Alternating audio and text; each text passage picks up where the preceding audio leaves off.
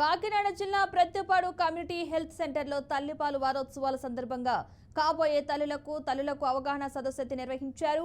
Hospital superintendent doctor Soumya తల్లిపాలు ప్రాముఖ్యతపై అవగాహన కల్పించారు. ఆగస్టు మొదటి వారం తల్లిపాల వారోత్సవాలు జరుపుకుంటామని గుర్తు చేశారు. ఈ సందర్భంగా గర్భిణీలు బాలింతలకు కీలక సూచనలు చేశారు.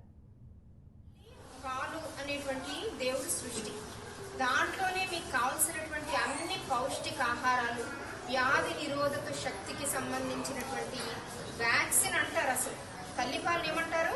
ఫస్ట్ వ్యాక్సిన్ టీకాలు వేస్తారా? తల్లిపాలే ఫస్ట్ టీకా. ఎందుకని? దాంట్లో బిడ్డకి ఎటువంటి ప్రమాదాలు జరగకుండా, ఫ్యూచర్లో ఎటువంటి రోగాలు రాకుండా ఆ రోగాల్ని ఫైట్ చేసేటువంటి పదార్థాలన్నీ తల్లిపాల్లో ఉన్నాయి.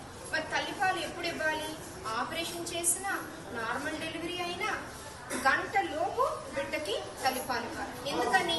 అప్పుడే ముర్రిపాలు అని వస్తాయి. అవునా?